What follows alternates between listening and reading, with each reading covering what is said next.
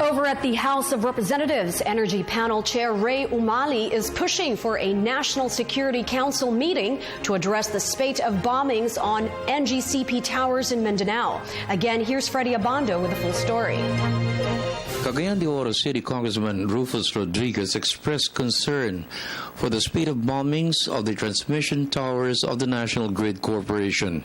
In a hearing of the House Energy Committee chaired by Congressman Reynaldo Umali, Rodriguez disclosed 18 bombed transmission towers which has affected the distribution of power in several parts of Mindanao, which source their electricity from the Agus hydroelectric power plants in Llano del Norte.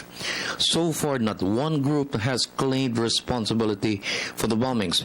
Restoring the transmission lines has been tough for the National Grid Corporation. It has triggered rotating brownouts in several areas of Mindanao. Rodriguez expressed concern that if the bombings are not stopped, it will affect the conduct of the May 9 elections.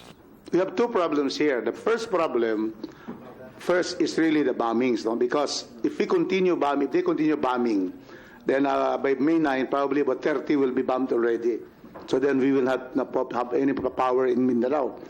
So it needs the intervention of the PNP and the armed forces. Has there been any arrest? Has there been anybody been filed a case against for the bombing? Maybe no. With all the intelligence funds of the armed forces of the Philippines and the PNP, has there been anybody pinpointed? Has there been anybody charged since January? This is now the 18th tower. Because of the Umali call for the National Security Council to convene to determine security measures to prevent more bombing attacks, Umali stressed the Energy Department should determine who are responsible for the bombing and the reasons for the mounting attacks. Based on the testimony of the NGCP, right-of-way problems and the planting of trees under the transmission towers could be the factors for the bombing.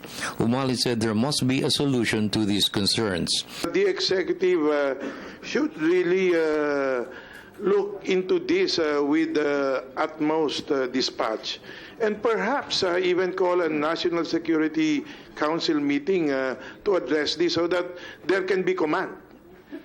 Otherwise, we will keep on hearing, and the solutions to be offered are palliative, to say the least, and will come much after the elections. And this is critical if we're talking of 25% of our population coming from there. How can we ever elect the new president when, especially at this time that from the looks of it, this will be, there are so many candidates, and the